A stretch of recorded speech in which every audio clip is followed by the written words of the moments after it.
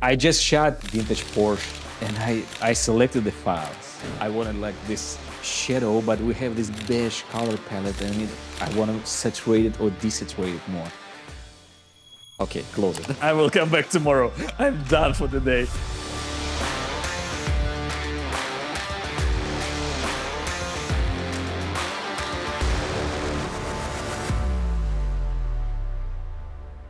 I am absolutely privileged today to have Dmitry join me here on the podcast. I'm so excited to have you here. Thank you so much for coming. Yeah, thank you for having me, man. Oh man, I've admired your work for so long, and I think the thing that really caught my eye immediately about the work that you do is your color grades. Like they are next level, and when everybody goes to your page, they're going to see the color for your photography is just out of this world, and that's something I really want to get into on this podcast just because it's so unique. But before we go into any of that, I would just love to hear a little bit about your background. Okay, so I moved to States 7 years ago and start to work here, try to find new clients. And previously, I'm originally Russian, and all my work previously was in Russia. So after I think I started in photography in I think 2006 or seven. Yeah, and the first journey was I started to shoot at the in nightclubs. Yeah, it was fun. I was young. I go party at the nightclubs, take my camera, and I worked for the website. I think it was R&B music, and I just like reportage. I mean, you go, just shoot the people and have fun. And I spent there, man, 2 years, 4 nights a week. Yeah, and then you have also education, and then you go to institute in the morning. So it was like very interesting time. So I have fun, and then I slowly start to be interested in studio photography. Yeah, just start to like rent the studio and practice. When you said education, what kind of classes were you taking? You mean in the institute? Yeah. I mean, I'm master degree in computer science. Okay. So that's I spent like 5.5 years. And then during this time, yeah, I work at the shopping mall, and then I think on the third year of the college, I started to do photography in the nightclubs, and then after this, I slowly switched to studio photography. I never worked by my specialty, so that's the funny stuff. So never. So far so good. I mean, 15. I think it's like 2006. What's how many? 18 years already in photography. So everything is great, looking good, and also in other countries. So it's a quite challenge to from one market to another market. What was it initially that got you interested in photography? Because you did the computer science. Why didn't you go that route of computer science rather than photography? Man, I don't know. I mean, I think it was just fun. I work in this like shopping mall, so love to talk with people. And then I think on the second year, we went to the like with all my friends. We went to the trip. Like we have like really 10 people, so we just go for the summer trip. And then my sister, she have a camera, and I took it with me. I think it was old Konica something. It's like 10 to 200 zoom, these old ones. I mean, this 4 megapixel camera, but it's like 200 zoom. It's just incredible. So I started to shoot there, and then my friend, we came back, and I think in September, my friend is like, "Oh man, my father have this old, the camera, the film camera Zenith." Yeah, so it's really good camera, the Russian camera. So he gave it to me, and then I start to like buy the film, shoot on film, and then slowly I start. Oh, it's nice. And then I went to. I think when I start to shoot on film, I was like, how I can get more film? I mean, how I can learn more about? Because like at this moment in Russia, there is nothing. There is really not a lot of educational stuff for like photography. Just really nothing. There is no colleges. I think if you can go like to like cinematography, that's kind of you have classes. But I mean, I already was in the institute, so I don't want to drop it because you never know how it goes in the future. Yeah, so I slowly start to work with film, and then I found another night job. It was kind of film development lab, and I was just manager who worked with the, like give orders, receive packages, so this kind of job. And then I start to learn like Photoshop, and then I see the film. I talk with the people. It's still the same was conversation with the people, and then yeah, slowly after I graduated, so I started looking for the job, and it was like, oh, should I like, I don't know. I kind of don't like it, but I like more photography, so where I should go. And I found one photo studio. It wasn't a lot of studios. I mean, it was like 2 or 3 studios at the time. And I just reached out and, hey guys, this is my kind of book I have. And the first book you have, it's really superb. And yeah, just reach out, and the founder of the studio, she replied, and we have a meeting, and then I slowly started to shoot in the studio, learning the lights, and yes, and still try to find kind of full-time job using my education. So it was an interesting time. That's incredible. Yeah, like what a turnaround between, kind of like finding your way and finding your path. Like so Yeah. so did that studio ultimately they ultimately hired you, and did you progress out of that studio? Yes, I mean it's not like hire full time, but I mean I start to shoot. Shoot, I mean basically it was focused more kind of headshots. At this time there was boom in social media.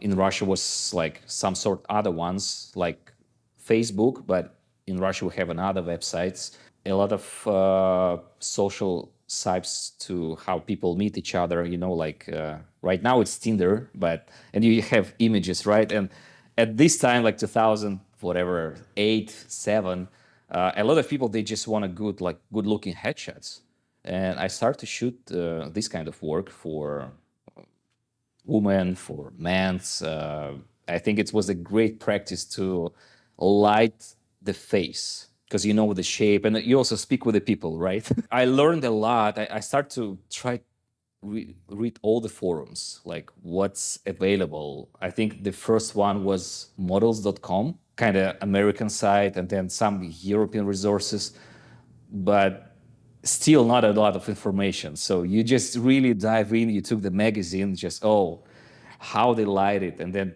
kind of Google it. If you have like BTS images, it's like, wow, that's cool. So this one, like beauty dish. So what's power of the beauty dish? What's angle? And then the most I think important, and I noticed it straight away.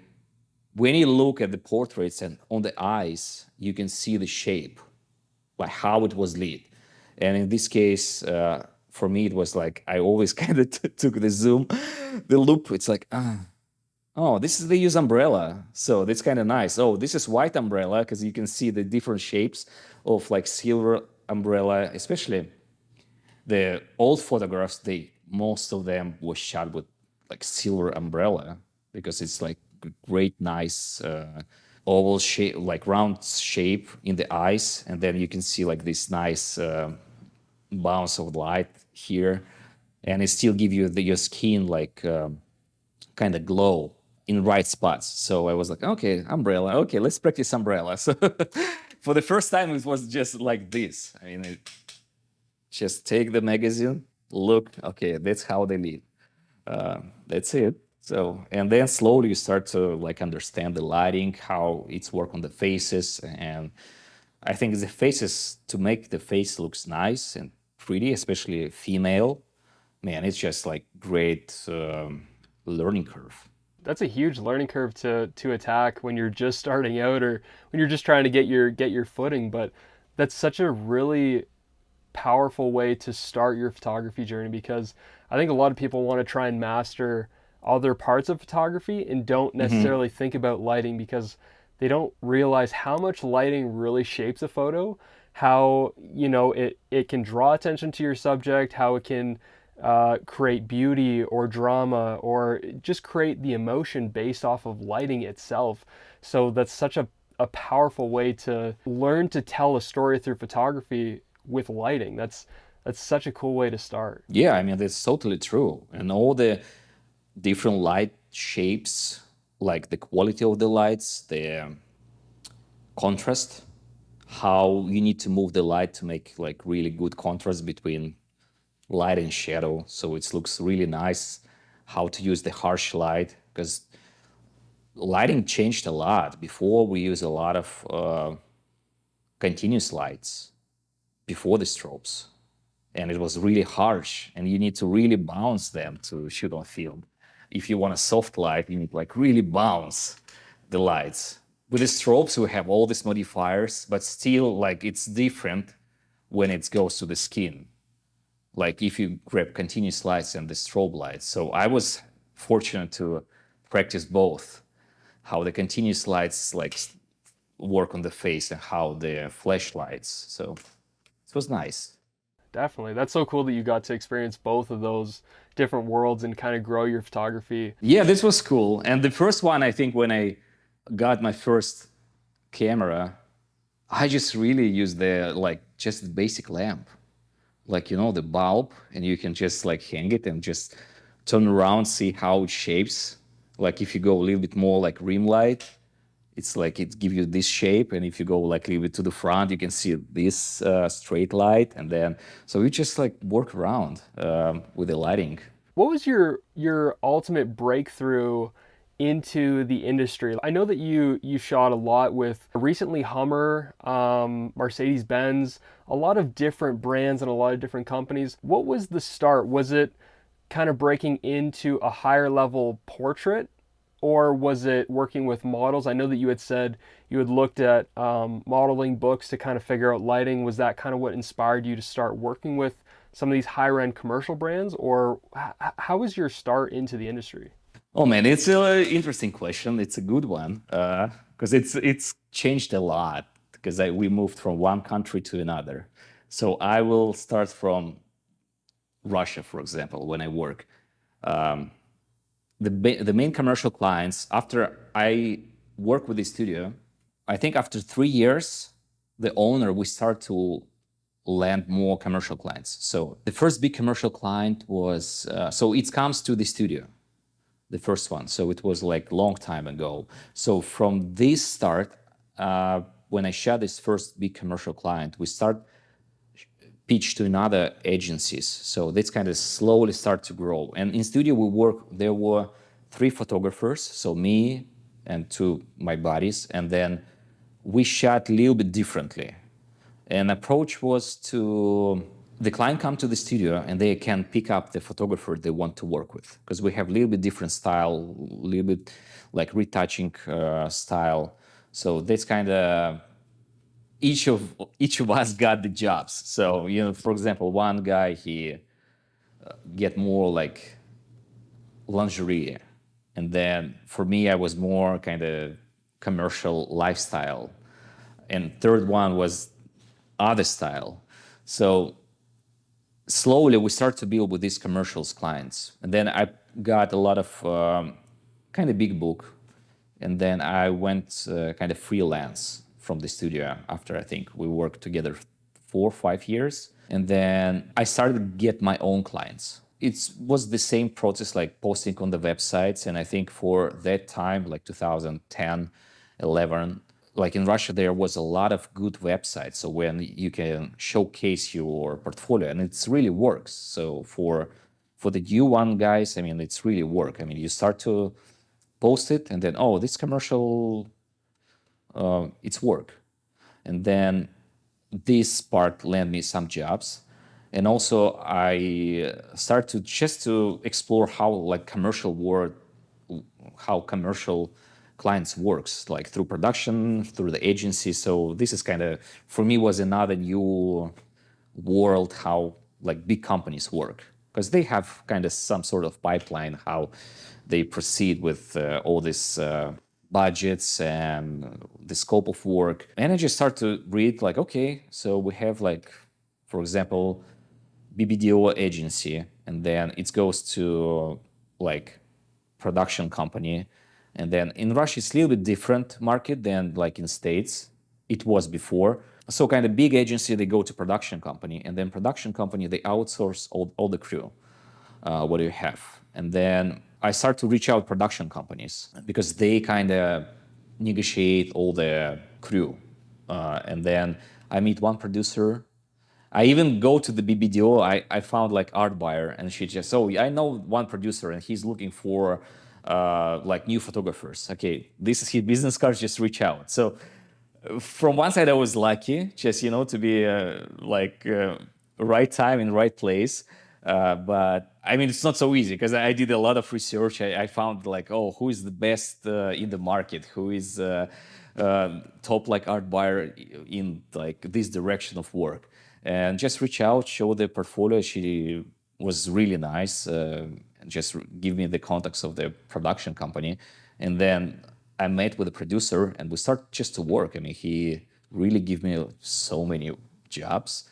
And then I think after like first like 10, 20 projects, I just, oh, that's how it work. And you just start to reach out other production companies, reach out new people. And then kind of the roster of the clients, they just grow.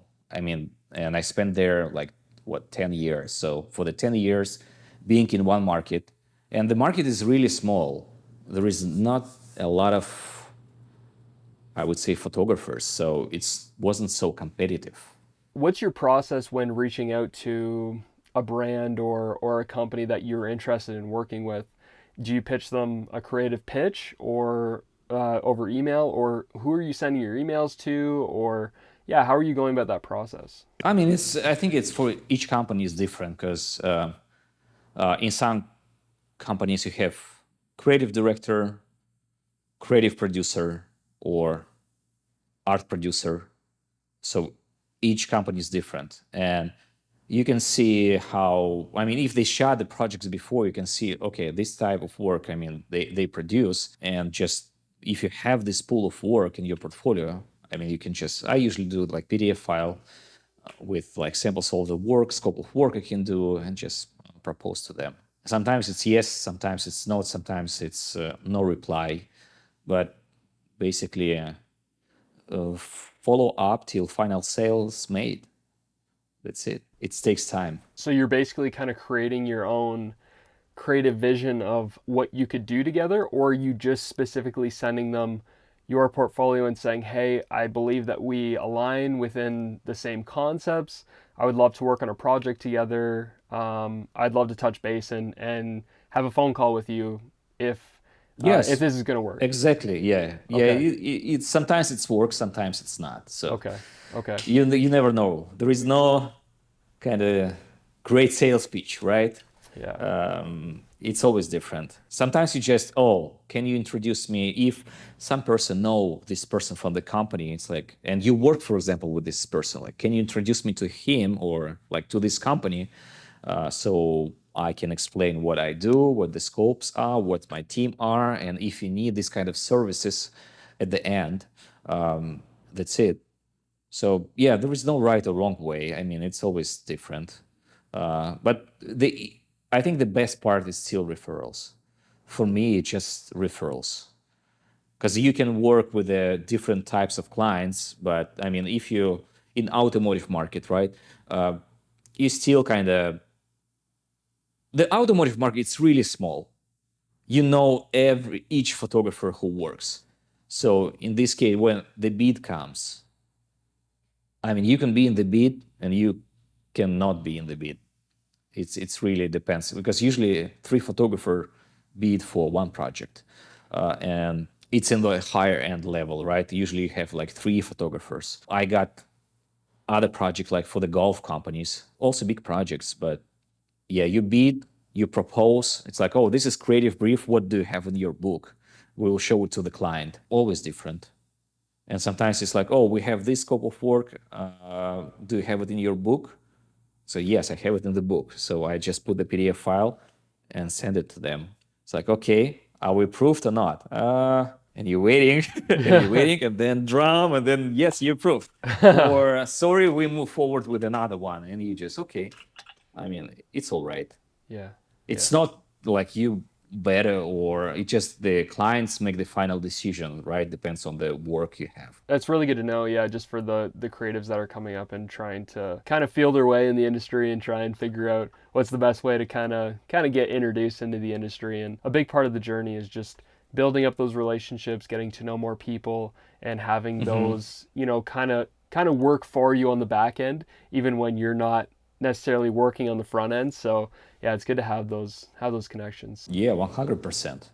And unfortunately, for example, like if we talk about the apparel brands, a lot of in-house positions right now. So this it's a was a huge change for us as a like freelance, right? So a lot of people go to in-house. So and this kind of, for example, you can work with the people like for quite a long time, and then we go to in-house. It's like minus one client, Yeah, yeah. unfortunately, and you can work like 4 times a year because the new collections, and so that's also happens. And it's like, oh, okay, okay, who will be the next one Exactly. on my radar? Or, of course, I mean, if you know what's like market shifts, so you can just like see, check, and just maybe move a little bit different direction for the work. Right. Staying agile. Yeah. Oh yeah, Yeah. one always, Yeah. always, always. I would love to go in and talk a little bit about your work because your work is phenomenal. Like your colors, the way that you capture images. One of the things I really was curious about, what program are you using specifically to color grade? Capture One, Capture One, okay. Adobe, yeah, both. I mean, Photoshop and Capture One. They both works a little bit differently. So for depends on some projects I use. Sometimes I just use in Photoshop. It's just raw file engine, and then all the layers, layers, layers, layers. What do you think you like more about Capture One than the Adobe products? Because I know a lot of the people that are going to be watching this, especially even for myself, I'm using Adobe Hmm. Lightroom, and that's kind of like Hmm. the main go-to. But what is the separator between, say the Adobe products and Capture One? Like, what's something that you like about that might be different? I just didn't use Lightroom Okay, before. I okay, think I started with the Capture One and then the Camera Raw. But I mean, Lightroom is basically Camera Raw, but with more adjusted like library and like file management tool. But yeah, Capture One, it just like I mean, because you should tether it all the time, and it was like no brain. Like you just use the Capture One, and I think previously in the Capture One they have something to work with the colors. I mean, the color profiles were a little bit kind of, I mean, a little bit different how you push the colors in Capture One. And Adobe, I would, for me personal, I don't know, like if I use like Adobe Camera Raw, the files looks more natural. Like I don't know, like how to explain, but I mean, it looks like photo. okay, And okay, the yeah, Capture One, I don't know, it's.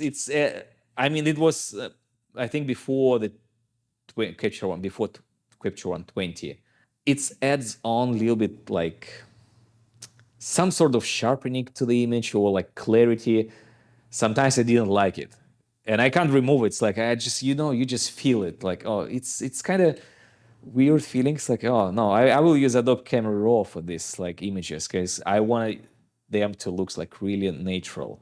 And the Capture One is like, oh, if I want to be more fashion stylistic, it will be different. But right now, I think they both works like kind of the same, okay, just okay. different AI tools. Yeah, so. No, that's really good to know. Yeah, because I think there's a lot of people like wondering, is there a benefit to one or the other? But how did you ultimately find your color style? It's a huge question. It just took me so long. Yeah, yeah, I think I'm still kind of start, because for me, what separate people from photographers from each other, I mean, especially in commercial, it's just the colors. Because you can see like, oh, this is color palette. I know who shot this. Because I mean, if you go with the raw files, whatever files are, I mean, basically, you shoot the car, you shoot three fourth front, right? I would say like if we all use the same cameras, the images, you know how to look the raw. But when you go this with touch of the colors, that's what the make image looks like. Oh, this is his style. Because I mean, basically, I can only tell if I see like five cars shot like three front side. I mean, I just can tell only with the colors. Like, oh, I know this is who shot this. That's for me. It was like, oh, I want to have some, color palette that I love, and I still kind of try for each project. It's a little bit different, but I think I kind of try. I found a little bit what I'm more passionate about. I always loved the blue shadows. I know, like for Yeah. sure. I love this kind of blue tint in the shadow. And I think when you saw my first, for example, you see my first work, you still see this like shadow. But in general, I always love the warm highlights. And for me, the warm highlights is the hardest part. Because I can easily get the blue color I want, but the warm highlights and the like skin tones, I was like, how how to do it. Yeah, so basically it's just hours and hours and hours just figure out see how other people grade. It's like and also what I noticed, like with your own work, for me it's easier to like I grade some my friends work, and I think it's much more easier to grade like not your work. I mean, you just like give the files and I will grade it, because I think you are so in your mind in this like particular how you produce this picture. What I feel, I did selects, and when you start to like push it all together, it's like, wow, it's so much work, and these warm highlights didn't turn out great, and you just why? Oh my So goodness. Yeah, I'm going through that right now with a project. I'm just sitting here wondering, thinking, how do I want to grade this project? I just shot like recent. We shot with a vintage Porsche, and I selected the files. It's just 600 files, just 600 files selected, which I all love, and I was like, Oh man. man, okay, so let's play with a grade, and I just have 10 versions how I want to grade, and it's like, why it's so complicated always? Why is it? I know this is sunset. I know how the sunset looks like, but I wanted like this shadow, but we have this beige color palette. I mean, I want to saturate it or desaturate it more. Okay, close it. I will come back tomorrow. I'm done for the day. Sometimes it's easier, just really, I just turn it off. I mean, tomorrow or next week. It's just when I forget about the work, and you just come back again. Because, for example, if you saw my previous one, we shot in Roy's Motel. Yeah. I think it's like, and we shot three stories, four. The first one we shot at 3 p.m. Then more we go to the sunset, and then we kind of night. And I wanted like each of the series to look a little bit different, but kind of still have this kind of vintage vibe. And then I work with this like, we have like from 3 till 4 these harsh lights. So how I wanted to see these harsh lights. So roll off the highlights, like blue shadows, and then we go like when he kind of drink. Everything is kind of brown beige. I was like, I want to like try this in this direction. And then like the night scene, it's also like red lights, all the red neon and kind of tungsten lights. And it's like, okay, where we can, I want like more brown. So just make it brown. Thought process. Sometimes it's just 5 minutes, man, and then it's done. And sometimes it's just hours, and you just can I reach out to some retoucher, just like, buddy, help me, give me just different, whatever you can. Sometimes sometimes it's a great way to collaborate with like retouchers, like CGI artists, because I think for me it's also what's important with your work when you team up with other person who is professional retoucher, and you can see their approach to your color. And for me, when I come here, yeah, I start to find like retouchers, which I really like the work, and then you collaborate, you send the work. It's like, oh, okay, kind of, with you kind of have like direction in mind for the color or for the retouching. But I mean, if they're really good, I mean, they can, their own taste and their own expertise, like make some highlights glow or something like that. Just like paint, like dodge and burn different parts, which it's really subtle, but it makes all the image work. So it's great. And then when you can see, it's like, oh, that's the good idea how I can approach. And you start like for the next project, it's also your level of kind of expertise also growing, because you can see, oh, I remember like this project we did like this direction, and then we kind of drop vignette over here, then add like directional lights, and then maybe like some like leaves in front, and then we can build this image like in a little bit differently, so you can understand that. And sometimes it's really when collaborate with the other people, you just like, oh, that's how the project could be done, and it's really nice. Oh, I love that. I love that Yeah. collaboration. That's huge. It's huge. And like if retouching studios and like retouchers, I mean, they're great. I mean, you can see like, wow, this is your work. I mean, it's really like level up. That's such Yeah. a cool approach to the process. I think all those different aspects are so needed. Finding your own voice, finding collaboration, being inspired in other ways by other people around you Hmm. is just it all works together and just finds a beautiful balance. So I great. mean, it's huge. Yeah. We're we love to work single, right? As a Yeah. photographers. But Yeah. once I worked with a lot of video team, right? I DP, and we have like, man, we have like 15, 20 people on set, and each one is different. So, and then post productions, like its color is different, right? Editing is different. Everything is different. Why we don't approach it like to photography the same way?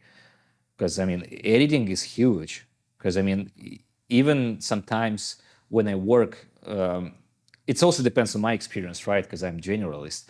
Sometimes I know, for example, for this project we need this type of retouching. Because for retouching you also can see the style. Because I think when you paint, you kind of you paint, like this is your brush, and you have already style how you paint. And then for retouching, it's also kind of you can see the style for how they finalize the image. And then, like for example, we have one project, we check Vinnie Jones, and then I know, oh, this retoucher will add some his unique retouching perspective for this file. So I send it to him, and then it's like, yeah, it was like, wow, it looks great. And for automotive stuff, I like this approach because this is really clean, this is nice, and so I send to another retoucher, and then they make this happen. So from my experience, you see, it's a little bit different. Just I think a little bit different for each projects. What would be one thing that you notice a lot of amateur photographers doing that they can work on to help to elevate their photography or elevate their overall style? For me, I always look at the scope of project they did, because for example, from my perspective, I usually see, oh, this was commercial job and was just personal stuff.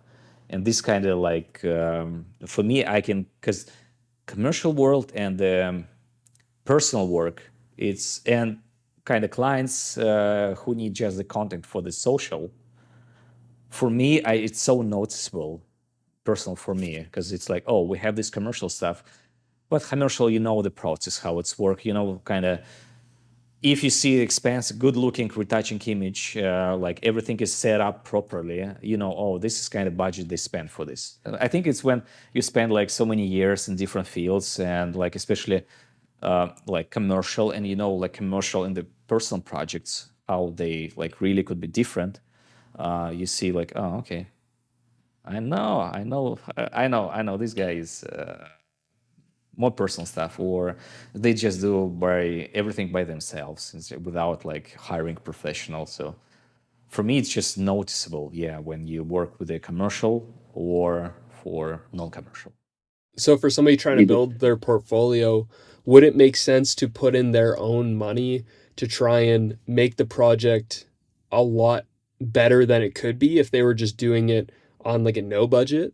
You need to put, yeah, you need to invest. It's just a personal investment. I would suggest yes, because I personally invest in my portfolio in the book. I mean, you can go, you can travel, shoot somewhere, you can work with the team. Yeah, find the stylist, but you also need to understand and the stylist like what the commercial trends are and how we can, make it looks commercial, not looks like editorial, because editorial and commercial is too different, right?